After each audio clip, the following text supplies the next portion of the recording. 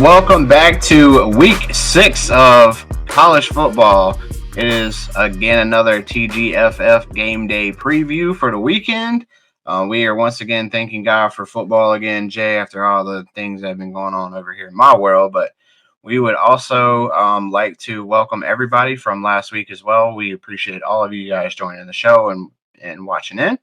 We've got another great set of segments for you guys this week. Got a ton of great games that we were picking, as you guys can see down there at the bottom, and just going all around the world of college football again this week, Jay. So looking forward to another great show with you. Welcome again. Great to be here. And we just want to send our prayers and out there to everybody that's been affected by this hurricane. North Carolina, South Carolina, Georgia, Tennessee, Florida. There's just a huge path of destruction, caused a lot of cancellations, and we just want to send our prayers out to everybody, and hopefully we'll get some games in. I know there's some teams that are playing in front of no fans, so just our heart prayers go out, and Justin's going to have a link later on for everybody that you can use to help with helping families out. Yeah, so the link will be in the description. If you guys would like to donate to the Red Cross or to Samaritan's Purse, we would absolutely love it. They are doing directly to the actual relief effort. So I know there's a lot of links out there that are for relief, but we want to be able to provide the links that are going directly to the funding that's going out to the sites. So once again, but we really do appreciate y'all tuning in. So we're looking forward to another great week of games, and then we will continue to go through that. But we've got another amazing group of guys that are going to be breaking down conference by conference, Jay. So we're looking forward to it again this week. Might even have some craziness again towards the end of the show. You never know. Baby, you love Arden's Burger and Grill because you know what? I got me a sampler platter. That's right. She made me a sampler platter of everything Uncle Bobby loves. Look at there. We got the s'mores French toast. Ooh, we got some wings. And we got the pounded burger. And you know what, Uncle Bobby? He loves you some wings, I'm telling you right now. You will not miss. I'll tell you, the double dip wings will make you double dip crazy. I'm telling you right now, it's the best thing you ever put in your mouth. Oh yeah, and French toast. Hey, they serve breakfast all day long. Uncle Bobby loves them for French toast. And folks, the Paladin burger. Ooh, blueberry barbecue sauce, smoked Gouda cheese. Yum yum. Make sure you get down here to Arden's Burger and Grill Central. Uncle Bobby, I commend it, recommend it, everything that is amended. I do it here at Arden's Burger and Grill in Central South Carolina. And don't forget, they're going to open a place called Beef and Ribbies. That's right. It's going to be so good it sticks to your ribbies and makes you do this all day long. I'm telling you right now, come to Arden's. Thanks so much to our great partners over there at Arden's. We always appreciate their total support of the show. We also love their food. It's an amazing thing. Yeah. Jay, I know you love their wings. The Paladin Burger, can't go wrong with it either. So French toast. Make sure you guys check them out if you're ever down in Central, so South Carolina. So make sure you stop by. But again, wanted to kick this one off again this week. Jay, it's your turn to take over the Southern Conference again this week. Give us the rewind from last week and the upcoming games that you got for this week. Hey everybody, this is Jay with your TGFF Southern Conference news and notes. Of course, with the our thoughts and prayers go out to everybody that's dealing with Hurricane Helene aftermath. Still without power myself. So still here recording. I want to thank the Brook Church for allowing me to come in and do this recording. It means a lot and appreciate them. And just want to kind of go over this real quick with everybody. This week we got a four-game slate in the Southern Conference. Of course, we play each other, so all 8 teams are in action, and each one is divided by 30 minutes start time. So anyway, we're going to start off with Furman versus the Citadel. Starts at 2 p.m. down at in Charleston, and Furman comes in at 1-3 against Citadel 2-3. Both these teams are needing this win desperately. Furman probably more than the Citadel. Of course, Furman did not play this past week versus Samford, and so therefore they are at 1-3, whereas Citadel's played 5 games. They're 2-3. This should be a very interesting game. I'm picking Furman in this game by probably a point. It's probably going to be like a 21-20 game. I don't see a lot of high-flying offense, but I could be wrong. I haven't been able to get any news and notes out of Furman. Of course, as you know, they were shut down till Friday. So, like I said, we hope everybody is safe and plan on being in Charleston. And I'll have news and notes, me and SoCon John then. Then at 2:30, Wofford 2-2 takes on Western Carolina 1-3. Once again, every single team right now in the Southern Conference is struggling as far as the schedule goes. They've played a lot of big-time opponents, and therefore their schedules seem kind of skewed. But we know that Western Carolina is better than better than their record right now. But they're taking on a Wofford team who has also been impressive this year. So they are 2-2. So in this game, give me Western Carolina. I think Western Carolina gets the win over Wofford. I don't think it's, like I said, I think every one of these games is going to be really close. I think now's the time for a couple of these teams to show their stuff, and I think Western Carolina, since they are at home, will get this game at 2:30. Then we go to Samford 1-2 versus VMI, who's 0-4. VMI traveling to Alabama for this Samford game. I'll look at VMI as my dark horse this year, but they've struggled. Samford has struggled also, but I think Samford being at home is going to be the difference here. Give me Samford in a close game against VMI. I think VMI is a better team than what their record also is, but Samford, I think their offense is going to be able to get in this game and win it. It won't be by a blowout or anything like that, but I do believe they win by a touchdown. UT Chattanooga travels to ETSU. Of course, UT is 1-3. Was supposed to be the favorite to win the SoCon. They've been struggling this year. Of course, ETSU 3-2. They've played an extra game. ETSU has looked pretty impressive this year so far. In this game, give me ETSU. I think they're going to beat UT Chattanooga. I don't know what's going on in Chattanooga. I think that there's a chance for them to win this game, but I really think ETSU will pull this game out. Once again, I think it's going to be like a 24-21 game. I don't see any blowout. I think Chat probably holds the game at halftime, and then ETSU pulls it out in the end. But give me ETSU. So that's the 4 games that are in the Southern Conference this week. A lot of the schools are still, like I said, dealing with the aftermath of Hurricane Helena. We want to wish any team, any players, no matter if it's football, soccer, volleyball, all have been affected, all the Southern Conference schools.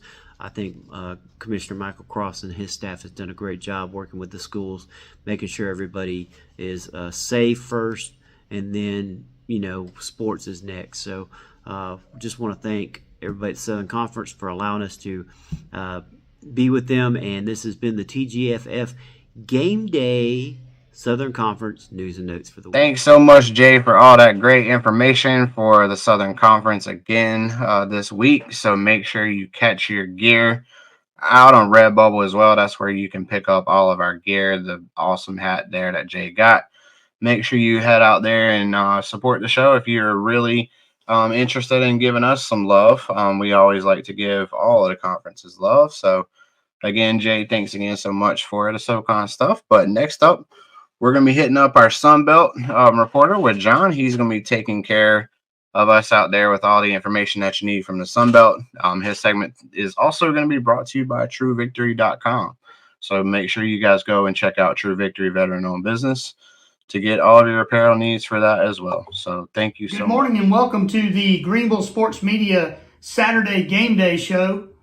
I'm featuring today the Teal Roost podcast, Sideline Coastal Carolina, as well as Greenville Sports Media. Coastal Carolina's game today is going to be featured. It is against ODU. That is Old Dominion University from up in Virginia. They make their way down here to Conway to take on the Coastal Carolina Chanticleers on the Teal turf here at Brooks Stadium on Saturday night at 7 o'clock. If you're not able to make the game, you can certainly tune into the game. The game can be watched on ESPN Plus, and it will be featured on the ESPN Plus games, as well as it can be heard on Chant's Radio, and that radio station is part of the area-wide local radio stations that cover the Chanticleer football games, and you can tune in there as well. All that information can be found on Coastal's website, and if you'll check that out, you'll also find some dynamic new-looking things on the website. We have a gentleman that has taken over that department that was our former athletic director, Matt Hogue, and Matt is doing some wonderful things early, and we're excited to see where that goes in the future. So look at that and look at the new website design. It looks really good. Again, that can be found on Coastal's website, and check it out, spend some time on it, and you'll have fun there with it.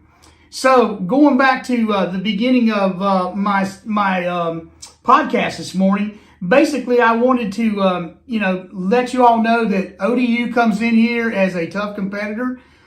We tuned in on the SBC Monday coaches show at noon and listened to what both coaches had to say, and they, I believe, are going to be really formidable foes in this game, and it's going to be a wonderful game for the fans to watch. They match up very well. ODU has had quite a bit of injuries at the beginning of the season. They've had some key players that will not be able to play even again this weekend, but they have had some that have come back, and it's really helping their situation after a really, really tough loss that they took against Bowling Green in the MAC conference. Bowling Green beat them, or they won against Bowling Green, excuse me. A hard-fought win is what I should have said, excuse me.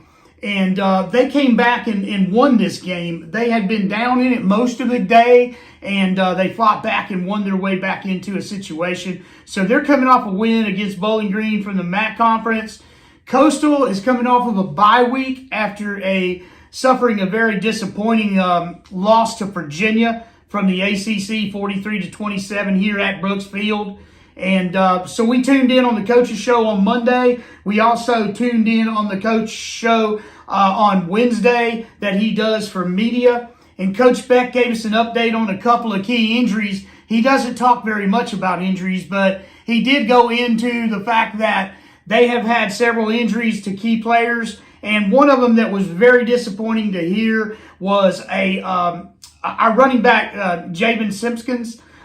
He's out for the season. I think he suffered some type of leg injury, maybe a torn ACL, but Coach didn't elaborate on the type of injury, but kind of hear it through the grapevine, if you know what I mean. He also mentioned that there were some key players that were banged up that would be returning to the lineup, and he was looking forward to getting those players back.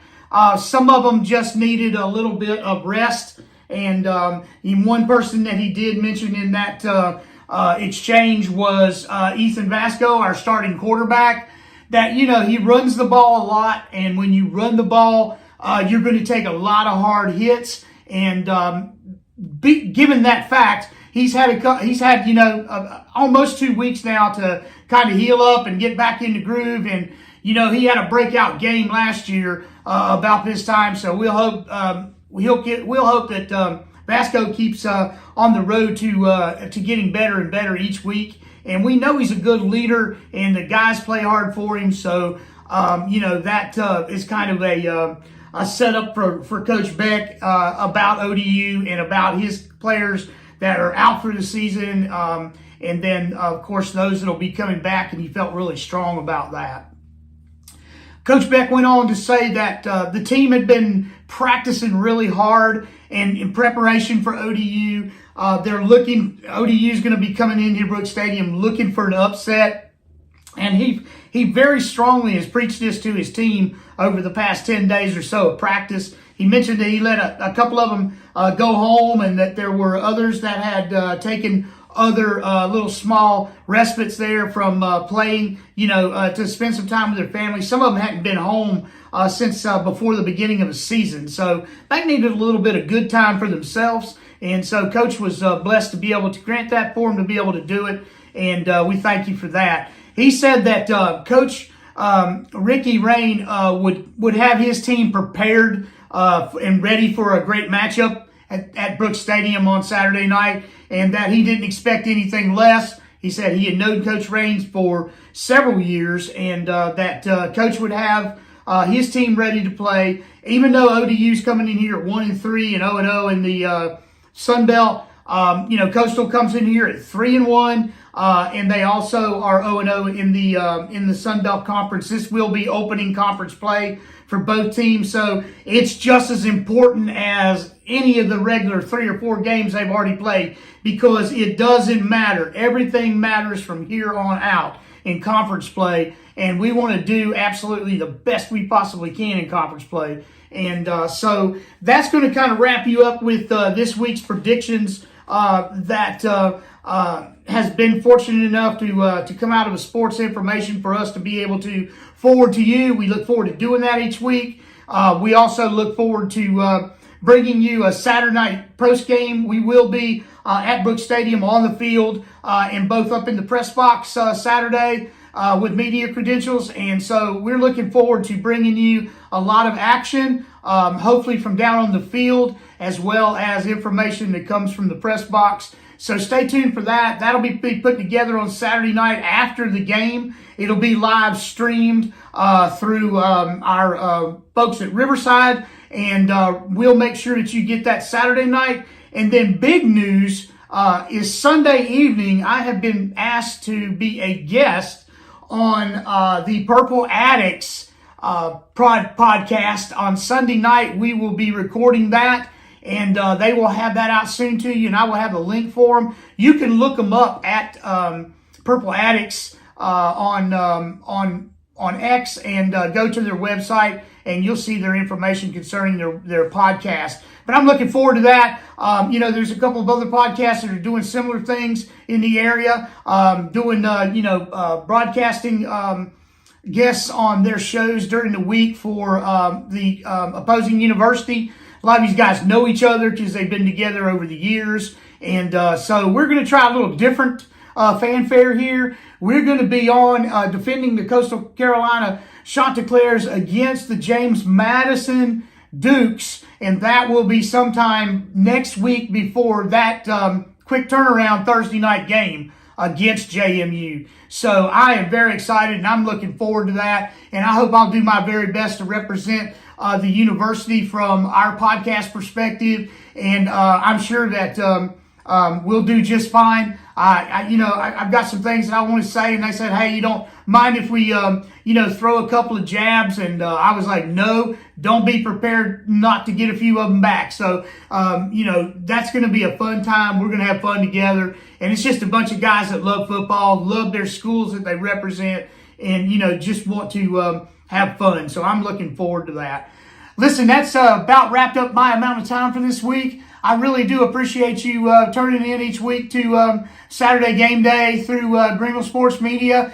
And the guys up there do a great job producing our shows. We appreciate that, Fresh. We know you're doing a great job up there. And I'm no poor excuse for getting my video in late this week, and I apologize for that. But as I say every week, let's go Chants, and Chants up. All right. We want to thank Sidelines Coastal Carolina for that great information about the Sunbelt. John, appreciate you and everything you do. And also want to thank TrueVictory.com. Use code FurmanJoust and you can save 15% on your needs at checkout. So make sure you use code FurmanJoust, TrueVictory.com. And of course, this is a veterans-owned company that helps veterans. All right, it's that time. Let's go to our Sittin' Pretty Underdog pick of the week.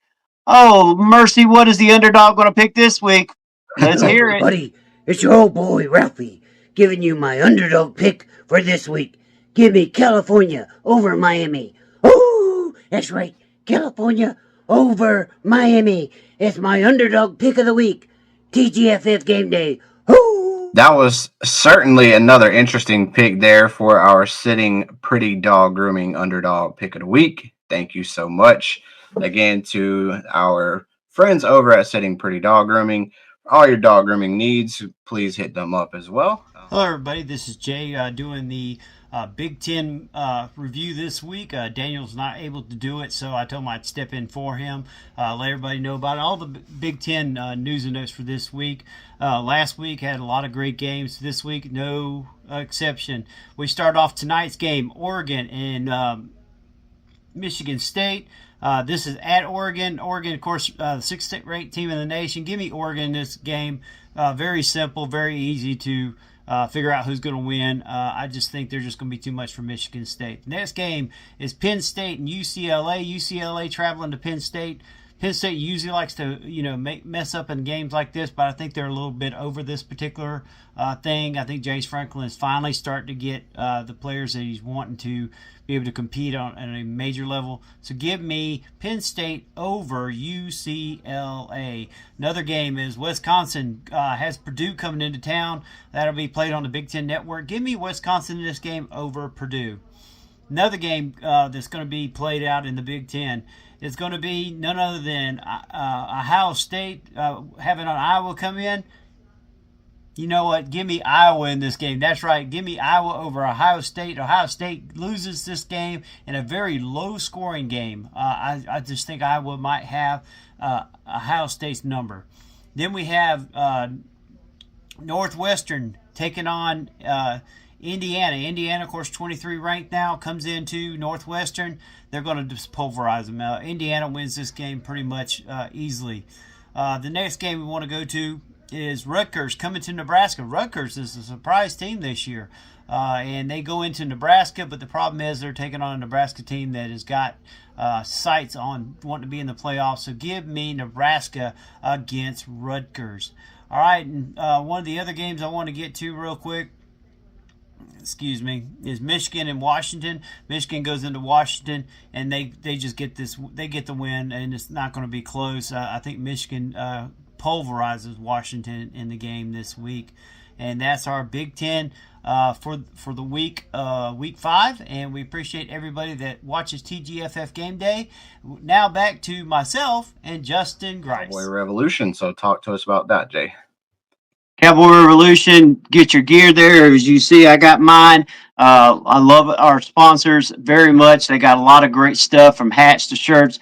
Make sure you go to our greenvillesportsmedia.com. Hit the code GSM when you go to checkout. Save 20%. You can't beat that. That's go to cowboyrevolution.com. Use code GSM and you can save 20%. Thank you once again to our great friends over there at Cowboy Revolution. Again, you can get all your gear there as well. Next up, Jada, we are hitting up the Big 12. That part of our show is going to be brought to you by Pepsi Cola. Make sure you get all of your hydration needs from Pepsi Cola. And then we were going to let Joe take that away. So, Joe, tell us all about the week that was in the Big 12 and the week that will be. And once again, we appreciate you.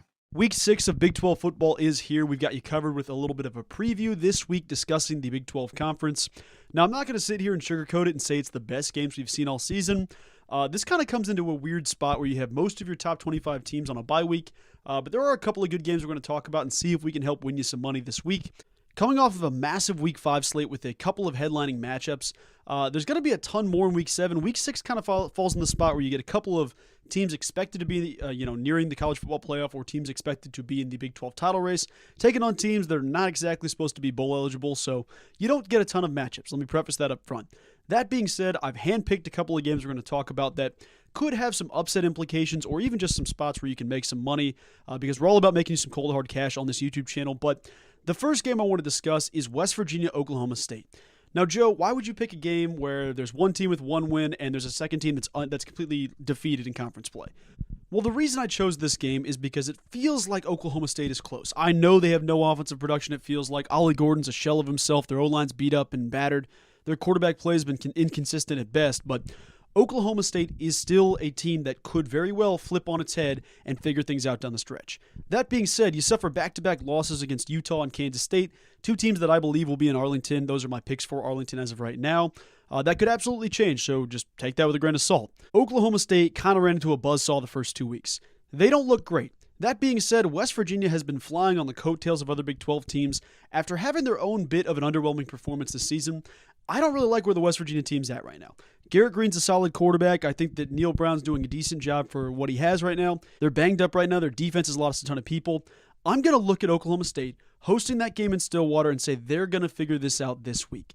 Could I be wrong? Absolutely. But let me keep going for the sake of this. The second game I have picked is Baylor versus 16th ranked Iowa State. First things first, you should know where this game's played. It's in Ames. Nobody beats Iowa State in Ames. It's just the way it goes. There's very few teams that can come in and figure that out. That is one of the nation's most underappreciated environments, even though it does get its love at the national media. Iowa State is a team that has only played one conference game so far. They fall in that category with a couple of different Big 12 teams, but they've had really good moments, like they beat Iowa in a late game winning kick from 50 yards out. That was a huge highlight moment. Iowa, top 25 ranked team. Then you get to a point like last week where we saw with Houston, the entire first 2.5 quarters, midway through the third quarter, the game was 3-0. Houston's not going to beat anybody this year. They might go completely defeated. They might not score another point this season. They might not. But something about Iowa State still is a question mark to me. I think their schedule is really favorable down the stretch. The only downside of their season as of right now is they close out the season with Utah and Kansas State in back-to-back weeks. That is a tough 1-2 punch to deal with down the stretch, but at that point, they should be damn near close to a spot in Arlington. But I think Iowa State's going to struggle with Baylor. Baylor's got its own boat of problems. I don't think Dave Aranda's going to last after this season. I think he's definitely done in Waco as the head coach, but I do think that the point spread's a little bit too advantageous. I will take Baylor plus 12.5 in that game. I don't really see Iowa State taking care of business. I forgot to give my pick in the first one, so let me jump back to that. Give me Oklahoma State minus 3.5 versus West Virginia. I think they're a good team. They can at least beat West Virginia. I think West Virginia is going to struggle with the environment. We'll see what happens. If Oklahoma State loses this game, you might have to start answering questions at the quarterback position or making some changes on the play calling side of things. It could be a number of things for Oklahoma State, but I feel good about them getting back on track. And the third and final game I'll talk about is one that I flipped on both sides, so this is really a split 50-50 for me. I will take Arizona minus 6.5 versus Texas Tech. This game's taking place at Arizona. It's not going to be in Lubbock. Texas Tech has had some good weeks. They beat, Cincinnati here by 4 in a super high shootout, high-scoring game. That's what's going to need to happen again versus Arizona, and I don't think that defense is going to be anywhere near good enough to stop Tetero McMillan. I think he's one of the top 2 players in this league alongside Travis Hunter. I don't think anybody's disputing that, but T-Mac's going to go off for 1,000 yards and 15 touchdowns if I had to take a guess. I will take Arizona at minus 6.5 to win this game. Those are my 3 picks. I'll take Arizona minus 6.5 versus Texas Tech, Baylor plus 12.5 versus Iowa State, and then I will take Oklahoma State minus 3.5 to cover versus West Virginia at home. That's going to do it for this week. We'll talk about next week a little bit here as it rolls on. Thanks so much, Joe, for all that great information from the Big 12. Once again, thanks to Pepsi as well for sponsoring that part of the segment. Next up, we are going to be hitting up our friends over at SSN Army to give us the update from the American Conference as well. That part of our show is going to be brought to you by Seek Jesus. They are another one of our friends of the show. Get your gear and all there as well from Seek Jesus, and we will hit up that, but we appreciate that information that you are going to be heading out for us from over at the Army, guys. Thanks again for your info on the America. Hey everybody, it's your favorite Army brat, Cuthbert from Sidelines Army. I'm here with your American Athletic Conference preview for this week's TGFF Game Day show. Now, before I get started, I just want to say that I think the American Athletic Conference might be the most top-heavy and the most uneven conference of the G5 we have in this nation. So we got the top with Tulane, Navy, Memphis, and Army. They're clearly at the top of the conference. They are clearly the class, and any of them have a very real possibility of taking it. These are some of the best G5 teams that there are in the country. Unfortunately, they're sharing a conference with teams like Rice, Charlotte, and Temple. So I'm going to be very curious to see if throughout the season, if it stays this uneven or if the conference begins to balance itself out. Now, recapping last week's games, our game of the week was Tulane against USF. This was a big question to see if USF could finally hang with a big boy for all 4 quarters, not just put in 2.5 or 3 like they did against Bama and Miami. Unfortunately, Tulane operated with absolute impunity, crushing USF 45-10. I'm talking about 42 minutes time of possession. And to add insult to injury, USF's star quarterback, Bynum Brown, went down in the second half with a lower leg injury. Now, USF is on a bye this week, so it's unclear exactly what was injured, it was undisclosed, or how serious it is. I've heard rumors on Twitter that it could be as bad as a fractured ankle. That's 100% speculation. What I do know is USF losing their quarterback, Brown, is a huge loss for the team in terms of their leadership, their swagger, and quite frankly, their gameplay. This is a game-breaking quarterback, and without them, I don't know how Alex Golish is going to be able to salvage the season. The other games of the week that we were looking at last to see what was going to happen, we had Army against Temple, Navy against UAB, and the University of North Texas against Tulsa. All of these were walkovers. Army winning by 28 points, Navy by 23 behind an absolutely video game stat by quarterback Blake Horvath. And then the North Texas passing offense absolutely dominating Tulsa, putting up a 32-point victory. Elsewhere around the conference, Memphis beat up a somewhat unimpressive MTSU. They weren't really dominant. I still have them in the top of the AAC, in that top group of teams, but we will see if they maybe get exposed a little bit. I hate to use that word, but maybe they might get exposed as the season goes on. East Carolina beat they beat UTSA. UTSA's really underperformed this entire season based on what was being expected in the preseason. East Carolina looks like they're on the rise. Obviously, they're dealing with quite a bit following Hurricane Helene. So, obviously, good vibrations, thoughts and prayers out to them and all the other schools and people affected by that. Florida Atlantic gets back in the win column. Unfortunately, it was against FCS Wagner, so it's hard to say that it was an impressive win. They were expected to win, and they did. That's all I can say about that. And then Charlotte gets on the winning board, gets another in the win column again, beating up on Rice. It's a last-minute victory. The highlights are actually really fun to watch. Just don't look at the stands, because I'm telling you right now, nobody was there. So, coming into this week, most teams in the American are on a bye. So, Memphis is going to be off. North Texas is going to be off. I mentioned earlier North Texas's incredible passing offense. Chandler Morris is absolutely just throwing frozen ropes all over the field. He seems to have found a 3-headed monster in his wide receiver core between Sheffield, Ward, and Conwright. I don't know how well North Texas's defense is going to be able to stand up against some of the stiffer competition in the American, but right now, that pass game is without peer. USF is off this week. That probably has something to do with the fact that we also haven't heard much about Bynum Brown's injury. Hopefully he can get healed up. Hopefully they can get healed up.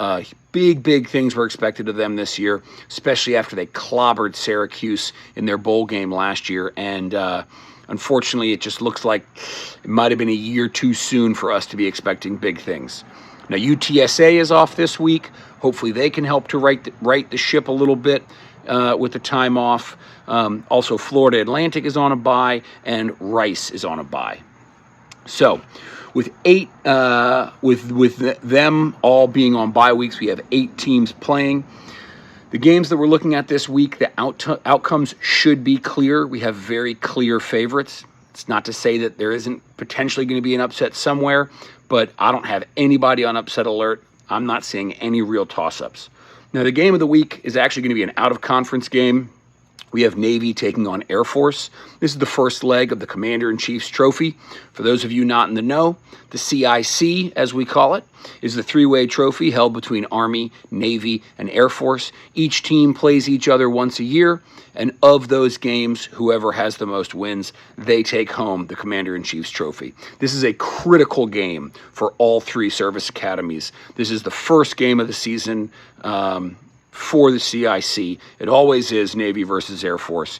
Navy is traveling to Colorado Springs to play. They should beat Air Force soundly. This is obviously a big game because of the CIC, because Service Academy games are more of a toss-up than I think typical games are, due to the rivalry, the pageantry, the tradition. But Blake Horvath, I mean, if he's not in the running for Heisman, I don't know what to say. He's truly putting up video game numbers. An average game for him so far this year, you're looking at 8 for 11, about 160 give or take pass yards with a touchdown or two. Meanwhile, he's putting down another 112 yards on the ground with 2 touchdowns. He's averaging over 9 yards a rush. He is really, really fitting well into what Brian Newberry, their coach, is calling the sling T offense. Sort of like a wing T, but it integrates some passing and some other schemes, so it's not truly a wing T. And Air Force is just, they're nothing this year. They appear to, they only have one win. It's against FCS Merrimack, and Merrimack is not known for being an FCS power. Troy Calhoun, their head coach, who is a former Zoomie himself, he is an old grad. His, unfortunately, COVID experiment seems to have run out, and his team has turned back into a pumpkin. For those not in the know, because of the COVID year and the ability for players to turn back, get an extra year of eligibility, Air Force really took advantage of this. And so last year, they had lots and lots of really, really experienced players. I think this year they're bringing back no starting offensive linemen. They only brought back like 3 or 4 starters on the offense, another 3 or 4 starters on the defense. They're greatly depleted, and at the moment, most of their starters are relatively inexperienced, and their record is showing it. So following that game, I'm looking at ECU versus Charlotte. This is another one of the few actual in-conference games we have this week because there are so few American teams that are actually playing. I mentioned earlier that East Carolina looks like they're starting to come up a little bit. They're starting to rise. They were expected to do pretty well, to be on what I would call the bottom of the top of the American. They got a little bit of a shaky start, but they're coming off a win last week. They're going over to Charlotte to play. Charlotte, I love Biff Poggi. He is my spirit animal. But, that team has a long way to go.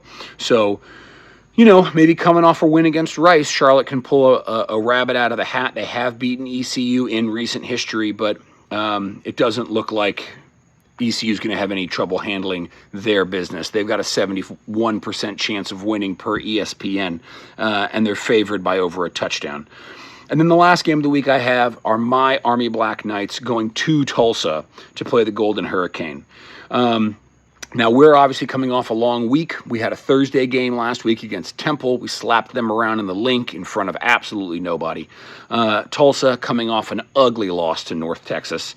Army coming out of the gate was favored by 11.5. I'm not a bettor. If I was, I still would never take Army relative to the spread. Mantra for triple option teams: when you play well, you can hang with and or beat anyone in the country. And when the team that you're playing is able to defend effectively, you can lose to just about anybody in the country. Army has taken ranked P4 opponents into OT and double OT, and then in the same season barely squeaked out wins against FCS also-rans. So the triple option is by no means an automatic W, but from the looks of it, Army should be able to handle this fairly well. And as always, I always want to do a little extra time for my beloved Black Knights. I'm going to do a quick recap here of the Temple game. Army absolutely smoked them. Our quarterback, firstie captain, Bryson Daly, cool head, hot heart. He put up really fantastic numbers, 24 rushes for 152 yards, 3 touchdowns, and you need to find the highlight of him hurdling a Temple defensive back. If you haven't seen it, it will make your day. Our sophomore running back, Kanye Udo, he's a Philly kid. His homecoming back to the city of brotherly love. He had 14 rushes for 128 yards and 1 touchdown. And let me tell you, this is a man who runs angry. He's not an outside runner. He's got speed. He's got quickness. It's not that he isn't nimble. It's that this man loves to lower his shoulder, run north-south right at you. And I can tell you, after the game he put on last week against Temple, he's going to be getting serious touches this week in Tulsa. And then our speedy slot back, Noah Short, who's making game-breaking plays left and right this year.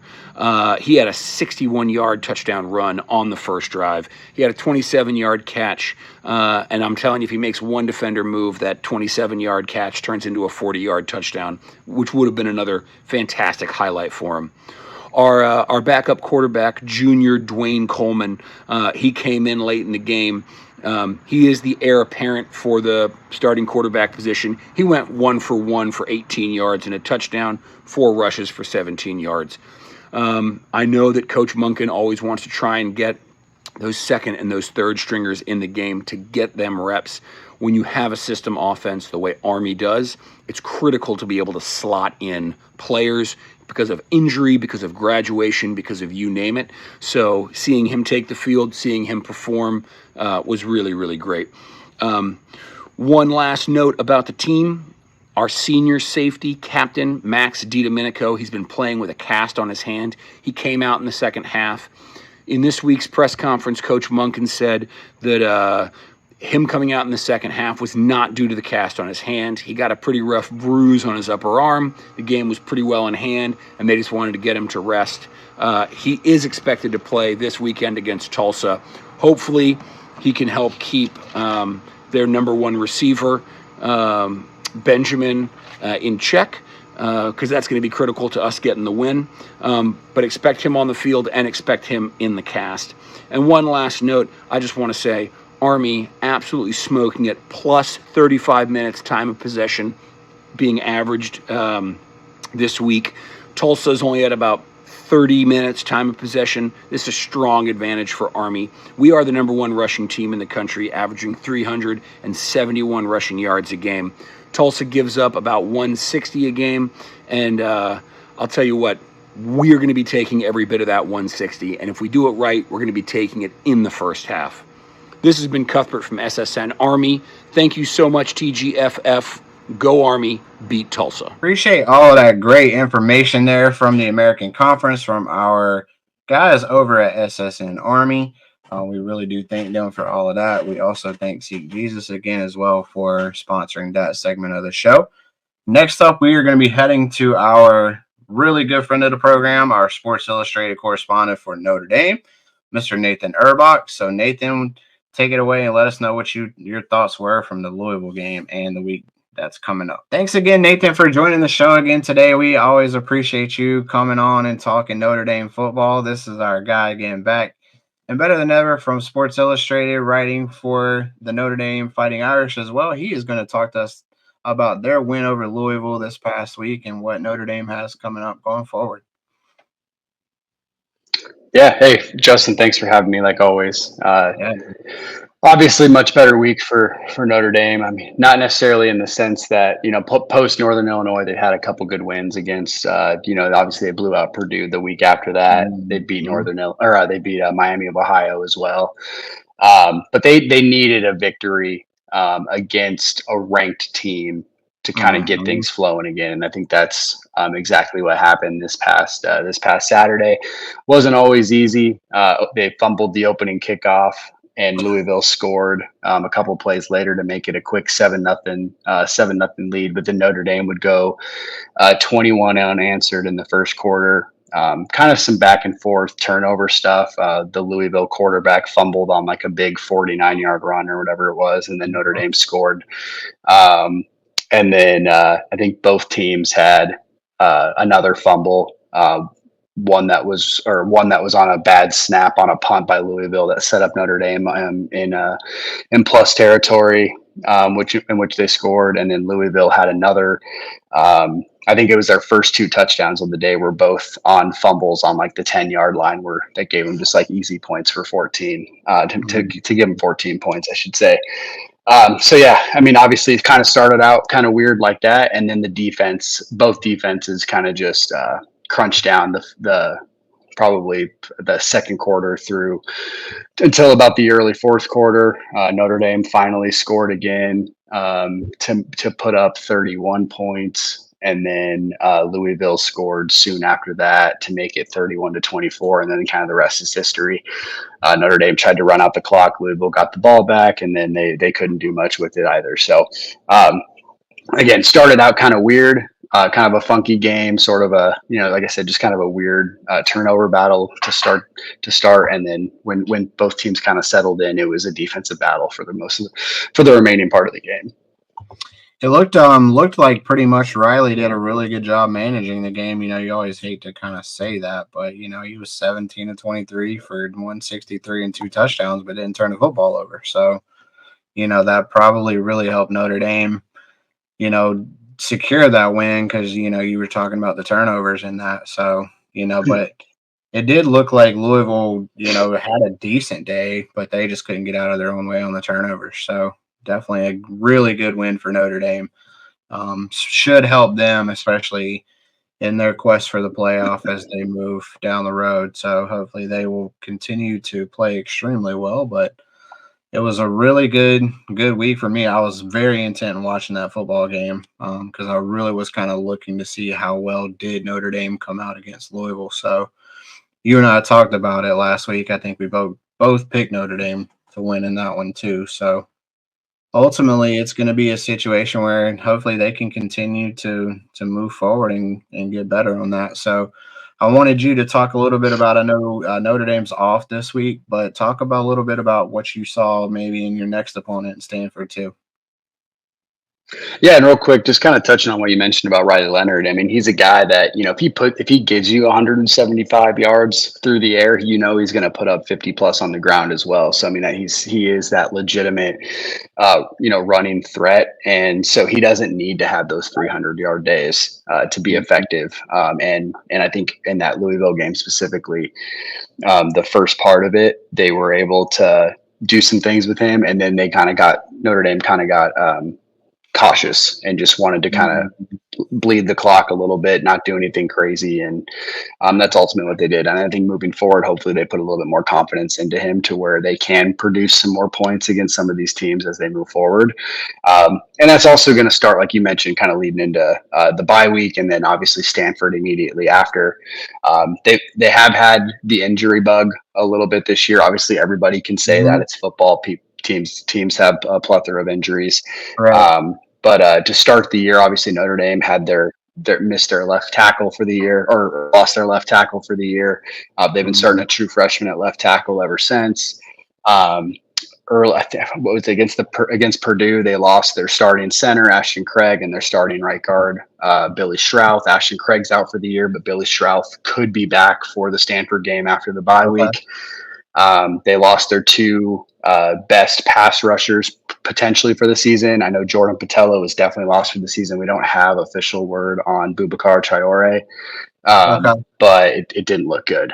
So that's unfortunate as well. But the good news is they had Joshua Burnham out for a while, and now he's expected back for full go for the Stanford game. So he's another guy. He's more of a strong side rusher versus like that Viper that Notre Dame calls it. But yeah, hopefully get some guys healthy and back ready to go for Stanford, which should help a little bit, especially with Billy Strouth coming back on the offensive line, because I think he's right now he's probably a pretty major upgrade over Rocco Spindler on the right side. But yeah, I mean, you mentioned obviously Notre Dame's schedule moving forward past Louisville. I mean, obviously they have some tough games. They're always going to have some tough battles, and most teams are going to bring their A game up against them. Stanford's obviously a rivalry. Notre Dame's probably going to take a little bit of a revenge factor here, as Stanford beat them the last time in South Bend when in Marcus Freeman's first year. Kind of like the similar story to when they lost to Marshall, and then they had a bye week, and then had and then had a stinker against Stanford. So I think that's going to be something they're preaching for the next 2 weeks, essentially, is that, hey, we're not doing this again. We're not having the Marshall and then a bye week a few weeks later after we've been playing some good football, and then having a stinker against a, I guess a mediocre team at best in Stanford. So you can't have that. I'm assuming they'll come out fired up. But then after that, they still play Georgia Tech. They still play Florida State, who I know is down this year, but they have some talent, so you can't take them lightly. It's going to be a night game unless they change it. Obviously USC at the end of the season. And then funny enough, they play Navy every year, but they also play Army this season. Both teams happen to be undefeated, which is interesting. Obviously you go into those games expecting that you should win, as long as you don't have costly turnovers and do stupid stuff. But one of my colleagues, Nick Shipkowski, wrote an article the other day about how Navy and Army could essentially be a playoff matchup at the end of the year. And I warned him. I was like, well, that means they have to beat Notre Dame to do it. So hopefully that doesn't happen. Because I don't know if I see a 1-loss Army Navy team making it. But we did a really good bit today though about Navy's taking on Air Force this week as well. So it's going to be really interesting to see kind of how those two differing styles kind of pull and match up with each other. So I guess we'll get a really good look at Navy this week as well. So Army's playing on a different level too. I mean, they're playing really good football right now as well. So you can't take any of those teams lightly, but Notre Dame's talent should be able to win out in those situations, you would think, for y'all. But it's going to be interesting, especially if you put yourself in a good spot now, because Louisville was one of the games I really was kind of earmarking for you guys as kind of a benchmark. I really wanted to kind of see what Notre Dame did and how they came out and how they responded. So I think you guys have obviously put yourself in a good spot now, even after losing to Northern Illinois. I mean, we talked a little bit about it offline, but this Northern Illinois team is now a top 10 defense in the country. So they're really nothing that you can sweat out. So, I mean, it's a tough loss, but at the end of the day, I know most fans, especially us, last week too, we were talking about, we're like, why can't we move the football? And I'm like, well, they're a good defense. I mean, at the end of the day, they're one of the best in the country. Yeah. So, you can't fault your team for not playing well against a great defense. So, but I think it's going to be really good for you. And I made the comment. Yeah, no, go ahead. No, go ahead. Sorry. No, I was going to say, and I made the comment. We had a roundtable episode yesterday for on our Notre Dame Sports Illustrated website, and I mentioned the fact that if Notre Dame goes 11-1 with their one loss being against Northern Illinois, you can make the argument that that's better than losing to some of the better teams on your schedule, because you can look at it as like a legitimate, just like, okay, they took them lightly. It was a hiccup kind of game. I'd rather have that, especially with the schedule that Notre Dame has this year, where it's a little lighter, but there's obviously, like I said, there's some talented teams, but you don't have like the Clemson on the schedule this year. You don't have like that dominant SEC team, like a Georgia or something like that on the schedule that they've had in the past. Mm-hmm. So they won at Texas A&M. Texas A&M is a ranked team right now. They're the good football team, talented football team, and obviously it was on the road. You don't want that to be your one loss. Same with Louisville, especially at home. You don't want that to be your one loss. You don't want USC to be your one loss. Those are those 3 games on the schedule this year, with obviously Florida State being down, that you want those to be wins so you can elevate. Now, what kills you is if you have another hiccup and you go 10-2, then the Northern Illinois loss is huge. And you're like, okay, you lost to one of the better teams on your schedule, and then you also had the hiccup against, again, like you said, a good defense, but a team you shouldn't lose to, especially at home.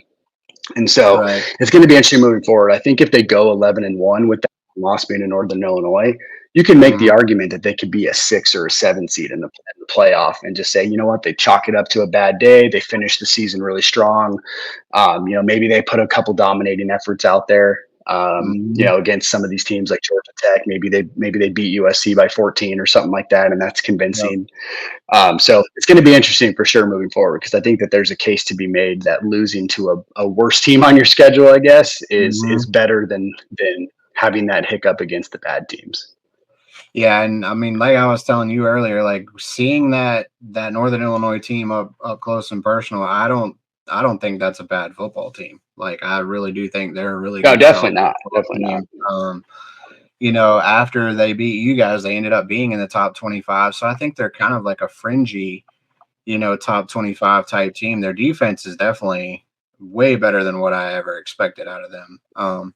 If they didn't turn the football over, they probably win that game in Raleigh as well. So, you're probably talking about another ranked team that you guys would have lost to, so it doesn't even look like a bad loss at that point because they're still playing really good football too. So Ontario Browns, he's on a different level. He's a great running back. So, can't take any of these teams lightly anymore because they got talent. So you just got to come out and play your best every week.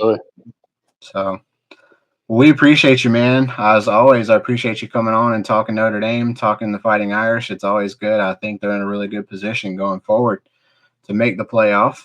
They definitely got to take care of their business, but I think they definitely are in a good spot to do so. So, but always appreciate you joining on. Thank you for taking your time out of your day. I know you got a busy day, but as always, we're going to go let you do your thing. Go have the rest of your weekend and enjoy your off week for this week. Yeah, so, hopefully I don't lose. Hopefully you don't lose against this team from I don't know where they're exactly. coming from, but yeah, man, enjoy the college football week. I know you're going to have some fun, and we'll definitely catch up with you again next week as you guys get ready for Stanford. Awesome. Thanks, Justin. Absolutely, man. Take care and have a good day. All right, we want to thank Nathan for giving us that great information about Notre Dame. We also want to thank our sponsors out at Vero Fencing. Make sure you get with them any kind of need you have there out of Chicago, Illinois, and they'll be glad to take care of you. All right, now let's go to the man, the myth, the legend. He is our co-host, Justin Grice, with the Meteos, which, of course, great place to eat. I mean, every time I turn around, he's eating calzones from there.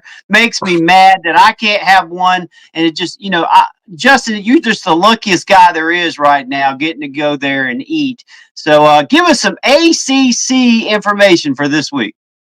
Thanks again, Jay. Appreciate you. We always try to look out for our fellow partners over there at Meteos. We had our guy last week coming in, Hunter from Northern Illinois, sent him and his crew over to Meteos. He left an amazing review on their website as well last week. So thumbs up for our Italian restaurant friends over there on Western Boulevard. Thanks for giving them a fantastically great level of service as always. So, but yeah, Jay, once again, it was kind of another topsy-turvy week again in the ACC. It's kind of becoming, pretty normal at this point. So I know for me, I definitely picked the Hokies to take care of the Hurricanes last week. We all saw kind of the ending of that game. So Miami ended up still pulling that one out. And that was one of the games that we had talked about as being one of our games and our focal points. The Victory Bell is also returning to Durham, as well as the Duke Blue Devils remain undefeated as well. They went to 5-0 last week, taking down their rival across town, North Carolina. And Florida State continues its downward spiral. They got absolutely throttled by SMU as well. But Boston College got a good win. NC State got a good win over Northern Illinois. So there were definitely some positives to take away. Clemson got a good win over Stanford as well. So another kind of just back and forth week, Jay. That's just kind of how it's been for the last couple weeks for the ACC. We get some really good wins and you get some really tough ones. But this week we're going to have another really good set of games as well. Tons of games on the slate this week. Miami and Cal is going to be the game day game of the week this week. They are heading to Berkeley as well. We picked it earlier. I think Cal is going to be able to get it done in this game. I really like what Ott is doing running the football for them. So I really think that they're going to give Miami trouble as well as they're heading out. Miami's heading to Berkeley this week. And then another road game that I wanted to look at as well was, we talked about it just a second ago, Duke undefeated heading down to Atlanta this week. And I really do think that the Georgia Tech Yellow Jackets are going to end the Duke Blue Devils streak of 5 wins in a row to start the season. So again, another good one that typically, we talked about normally being a really good, solid football game was Florida State, Clemson, but Florida State just in a tailspin right now. So look for them to get probably another tough week for them. Clemson's probably really too much for them. Clemson's offense really getting going now, so they're really starting to hum along. Cade's one of the highest rated quarterbacks, Cade Klubnik, in the PFF ratings as well. So he's really done a really good job of protecting the football this year as well. So look for them to probably get a win. That's who I'm going to be picking as well for this week. And then we've got another good football game, one of the oldest ACC rivalries as well. NC State and Wake Forest are going to be in Raleigh this weekend. Wake Forest really struggling. They lost a really tough game last week to Louisiana. Tough game at home. They gave up 41 points to Louisiana in that loss. They still scored 38, so their offense is really good, but their defense is 127th in the country. So that's one of the games that I will personally be at on Saturday as well. But the next one I wanted to focus on too was the Pittsburgh and North Carolina game. Those two teams always tend to play a really tough game together. Pittsburgh is still undefeated as well, and I think North Carolina might shock them this week. I think it's another up and down week for the ACC. I think every time it seems like the ACC gets a chance to establish itself, we trip over ourselves. So one of those games. But then last but not least, I really wanted to talk about SMU Louisville as well. I really think the Ponies got it going right now. They really showed up last week against Florida State, and it's going to be a really great game. Louisville snuck into the top 25 this week at number 22. So another great game at noon. Tough slate of games this week again, Jay, but another great games, another set of awesome teams, and we look forward to recapping it again next week. So once again, thanks to our friends over at Amedios again. Always, I'll be back there again on Sunday, so we'll see you guys again soon. But take care, and we look forward again to talking about the ACC again next week. Welcome back again to the show. We are that time of the show now where, Jay, it just seems like every week we do something different. We see this dude everywhere out in the neighborhood. He's now apparently coaching high school football or umpiring, refereeing high school football now, which I don't even God know. help us all. But, Silver Cloud Photography thought it would be a great idea, to sponsor this part of the show, but it's a new guest. It's a new part that we're looking at. The blind ref is making an appearance this week. Yes, you heard it correctly. The blind ref, Uncle Bobby. I don't know, man. I can't even explain to him, what it's going to be, but I heard it's going to be another great part of the show. I heard he's going to be doing some really good things again out there at the high school, but I guess we'll let him take that away for us. Out of bounds! Out of bounds! He was out of bounds! You was out of bounds! I saw you over there. You was out of bounds. Are you blind? Hey, you what now? Are you blind? Who the heck are you? You're out of bounds. You're out of bounds. Get back in there, son. Get back in there, son. Get back in the game. He caught the ball right here. What you talking about? That ball was right over here. Yes, it was. Hey, I ref these games every week, Coach. I know what I'm seeing. How many fingers am I holding up? 4. I got 2. What are you talking about? Oh my goodness, Justin. Bobby as a referee, a blind one at that. Our condolences to Coach Norris and his players for having to even deal with that. It seems like every week it's something else, Justin. The calls that he made definitely made it believable that he definitely was blind. He missed so many calls on that. It wasn't even funny. So I just don't even know what to say at this point. All right. Well, I tell you what, we are going into our next segment, which is the SEC, brought to us by the Coach's Box. Appreciate all the guys over there. And they brought to us by Catch This Sports. That's right. Catch This Sports. Get with Aries Curry. That's right. Aries Curry. He can help you and your student athletes. He does it in every sport, not just football, but every sport. Aries is a former Clemson wide receiver, was with the Chicago Bears and also the Canadian Football League. So get with Aries Curry with Catch This Sports. Let's go to the SEC this week. Hello, everybody. This is Chris Miller from the Coach's Box Call Like We See It podcast, and we are previewing Week 6 in the SEC for Game Day. there's a lot of interconference games going on with the SEC right now. And we had probably the best game of the year last week. Kevin talked a lot about it as part of our segment last week, and it definitely lived up to the hype. It kind of started slow, but I'll tell you what, Alabama looks like the number one team in the country, and Milroe looks like he cemented a Heisman Trophy in his trophy case as well. So we're going to get right to it. We'll talk about the Alabama game, Alabama at Vanderbilt. I just don't see any way that Vanderbilt, even though they put up a hell of a fight against Missouri and ended up only losing by 3, they're still Vanderbilt and they're still playing Alabama, and Alabama's pretty good. I think, again, we saw that as they took down Georgia last week. So it's 22.5, for points for Alabama. They're going to cover the spread, guys. Okay. So I don't think Vanderbilt has a chance. Again, they're playing better, but they're still Vanderbilt. They still have deficiencies.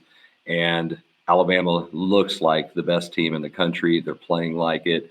That's going to be an easy one right there.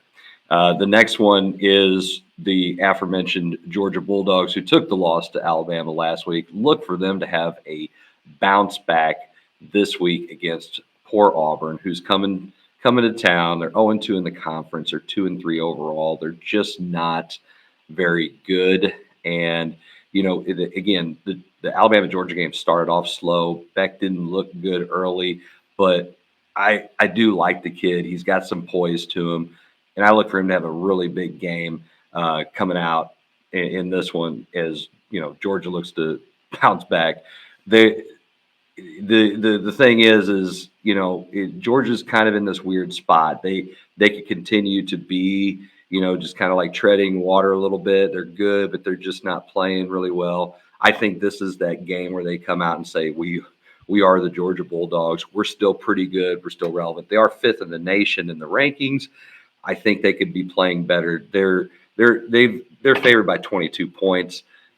I'm going to say right now they're covering the spread. I know last week or a couple weeks ago I didn't pick very well because I said Florida was going to lose to Mississippi State, but I'm telling you right now, I think that's the stone cold lock. I think Georgia really, really sets the tone right now. I think that second half of the Alabama game was their turning point in their season, and I do believe they're going to be really good moving forward. So that's going to be a big win for Georgia at home, and definitely after last week.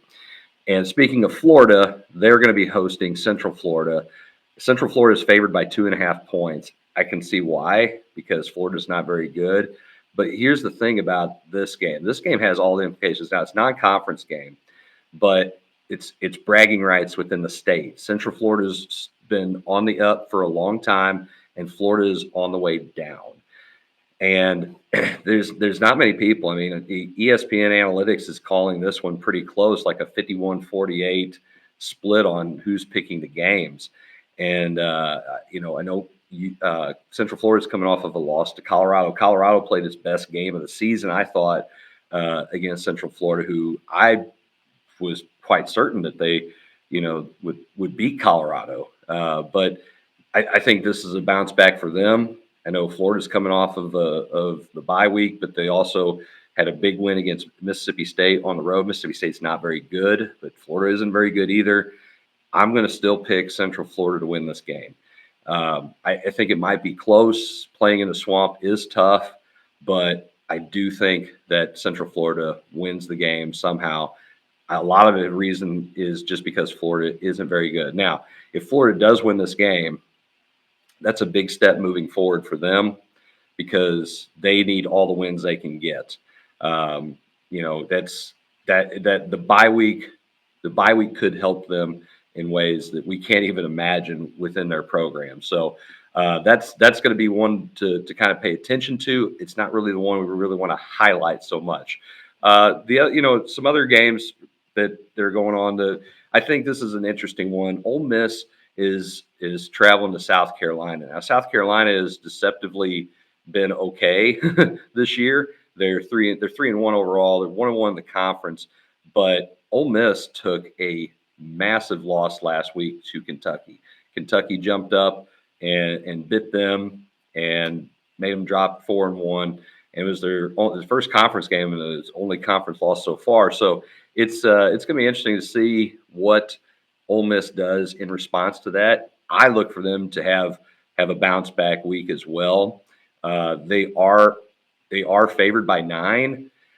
I think they'll just barely cover the spread. I think they're gonna go into South Carolina. I really feel like they're gonna have a pretty good game. I think Dart's gonna have a nice game as well, and they're gonna be back to that explosive offense that they have. And Kentucky did a great job of limiting them and playing their game. So look for Ole Miss to have a bounce back and take care of business in South Carolina. I do think it'll be a tough game. I just think that there's just too much rebel power, if you want to say it like that. I just think that there's just going to be too much for South Carolina, who again is having a decent season. I didn't think that they would be playing as well as they are.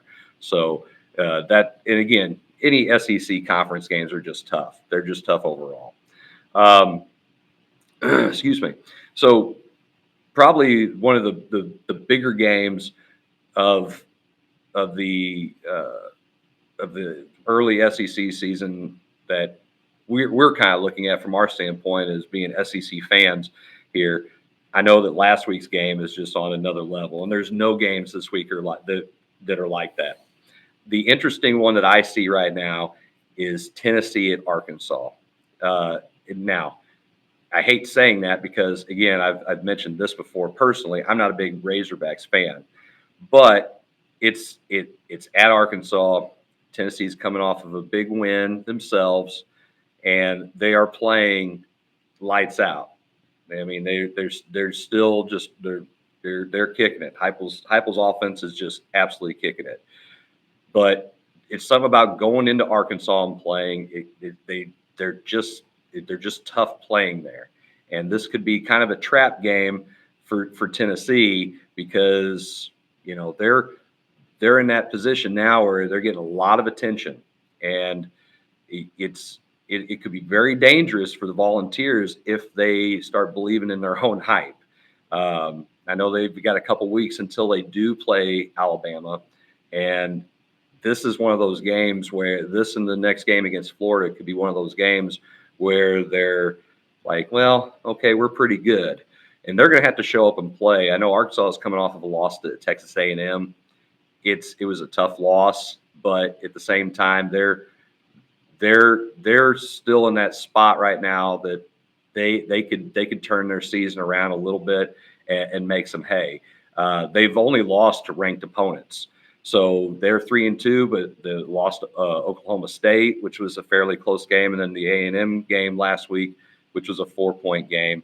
This could be the makings of a trap game for Tennessee, even though they're favored by 13.5 points. I'm going to say they don't cover the spread. I'll probably miss that one, but I like to make bold, dynamic picks instead of being the conservative picker that other people might be. You got to go big or go home, right, baby? So I look for Tennessee to win, but I don't look for them to cover the spread. I think this is going to be a closer game. Could be a blowout, sure. I mean, it's college football, and you never know what's going to happen. Who picks games right all the time, right?